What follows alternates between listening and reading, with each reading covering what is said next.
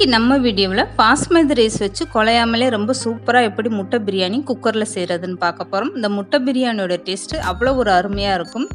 Hello friends, welcome to சமையல் delayed.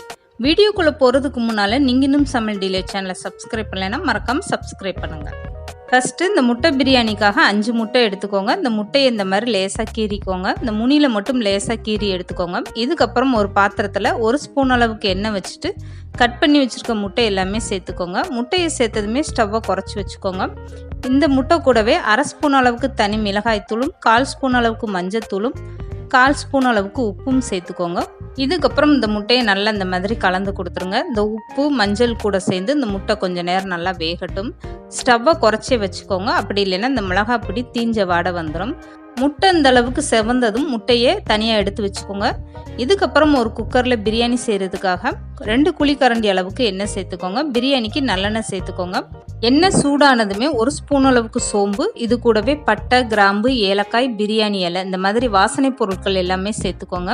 இந்த பட்டை கிராம்பெல்லாம் நல்லா பொரிஞ்சு வந்ததும் இது கூடவே 2 பெரிய வெங்காயம் நீளமாக கட் பண்ணிட்டு சேர்த்துக்கோங்க.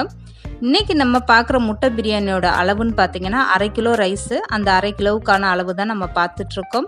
இந்த வெங்காயம் நல்லா செவந்து வந்ததுக்கப்புறம் இது கூடவே 3 ஸ்பூன் அளவுக்கு இஞ்சி பூண்டு பேஸ்ட்டு சேர்த்துக்கோங்க. இஞ்சி பூண்டு சேர்த்ததுமே நல்லா வதக்கி விட்டுருங்க. இந்த இஞ்சி பூண்டோட பச்சை வாடை போகிற வரைக்குமே நல்லா வதக்கி விட்டுருங்க. இந்த முட்டை பிரியாணி செய்கிறது ரொம்ப ரொம்ப ஈஸி தான். அதே நேரம் இதோட டேஸ்ட்டு அவ்வளோ ஒரு சூப்பராக இருக்கும். இப்போது இஞ்சி பூண்டு நல்லாவே வதக்கி விட்டாச்சு. இது கூடவே கட் பண்ணி வச்சுருக்க தக்காளி சேர்த்துக்கோங்க. பெரிய தக்காளியாக இருந்தால் 1 தக்காளி சேர்த்துக்கோங்க. சின்ன தக்காளியாக இருந்தால் 2 தக்காளி சேர்த்துட்டு இது கூடவே 2 பச்சை மிளகாவும் சேர்த்துட்டு நல்லா வதக்கி விட்டுருங்க. தக்காளி நல்லா வதங்கி வந்ததுக்கப்புறம் 1 கைப்பிடி அளவுக்கு புதினா சேர்த்துட்டு நல்லா வதக்கி விட்டுருங்க. இந்த பிரியாணியில் புதினா கொஞ்சம் கூடுதலாகவே சேர்த்துக்கோங்க. அப்போ பிரியாணியோட டேஸ்ட்டு ரொம்பவே சூப்பராக இருக்கும். இப்போது புதினா சேர்ந்து நல்லாவே வதங்கிருச்சு. இது கூடவே 1 குழிக்கரண்டி அளவுக்கு தயிர் சேர்த்துக்கோங்க. இந்த தயிரும் சேர்த்துட்டு நல்லாவே கலந்து கொடுத்துருங்க. தயிர் சேர்த்துட்டு நல்லாவே கலந்து கொடுத்தாச்சு. இதுக்கப்புறமா இந்த முட்டை பிரியாணிக்கு தேவையான அளவு மசால் பொடி சேர்த்துக்கோங்க. 1 ஸ்பூன் அளவுக்கு தனி மிளகாய்த்தூளும் 2 ஸ்பூன் அளவுக்கு மல்லிப்பொடியும் சேர்த்துக்கோங்க. இது கூடவே 1/2 ஸ்பூன் அளவுக்கு கறி மசாலா தூள் சேர்த்துக்கோங்க. இதுக்கப்புறம் இந்த முட்டை பிரியாணிக்கு தேவையான அளவு உப்பும் சேர்த்துட்டு நல்லாவே கலந்து கொடுத்துருங்க. இன்றைக்கி நம்ம முட்டை பிரியாணியோட அளவு 1/2 கிலோ அளவு பார்த்துட்ருக்கோம். இதே நீங்கள் 1 கிலோ அரிசியில் செய்கிறதா இந்த மசால் பொடி வெங்காயம் எல்லாமே கூடுதலாக 1 மடங்கு சேர்த்துக்கோங்க. இப்போ மசால் பொடி எல்லாமே நல்லா வதங்கி வந்துருச்சு பாருங்கள். இந்த ஸ்டேஜில் அளந்து வச்சுருக்க தண்ணியை சேர்த்துக்கோங்க. இன்றைக்கி நம்ம செய்கிற முட்டை பிரியாணிக்கு பாஸ்மதி ரைஸ் எடுத்துருக்கோம். 1 உலக்கு அரிசினா 1/4 பங்கு அளவுக்கு தண்ணி எடுத்துக்கோங்க. இது கரெக்டான அளவு. பிரியாணிக்கு தேவையான அளவு தண்ணியும் சேர்த்துட்டு நல்லா கலந்து கொடுத்துருங்க. இதுக்கப்புறம் உப்பு உரப்போ உங்கள் டேஸ்ட்டுக்கு ஏற்ற மாதிரி பார்த்துக்கோங்க.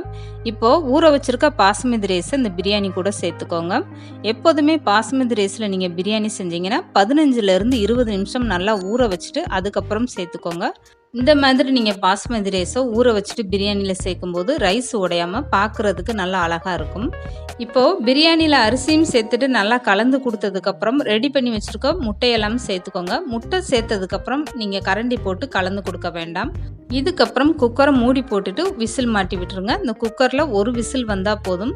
1 விசில் வந்ததுக்கப்புறம் ஸ்டவ் ஆஃப் பண்ணிவிட்டு உடனே ஓப்பன் பண்ணாமல் 10 நிமிஷம் கழித்து அதுக்கப்புறம் ஓப்பன் பண்ணி பாருங்கள்.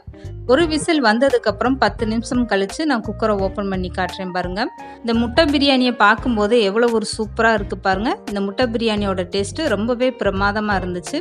குக்கர் மூடியை திறந்ததுமே இந்த பிரியாணியில் கொஞ்சமாக எலும்பிச்சை சாறு விட்டுக்கோங்க. அப்போ பிரியாணியோட டேஸ்ட்டு ரொம்பவே சூப்பராக இருக்கும். எலும்பிச்சை சாறு சேர்த்ததுமே இந்த மாதிரி லேசாக கலந்து கொடுத்துருங்க. இப்போ ரொம்பவே அருமையான முட்டை பிரியாணி ரெடி ஆகிடுச்சு பாருங்கள். கண்டிப்பாக நீங்களும் உங்கள் வீட்டில் இந்த முட்டை பிரியாணியை ட்ரை பண்ணி பாருங்கள். இந்த வீடியோ பிடிச்சிருந்தா லைக் பண்ணுங்கள், ஷேர் பண்ணுங்கள், மறக்காமல் சமையல் டிலேட் சேனலை சப்ஸ்கிரைப் பண்ணுங்கள்.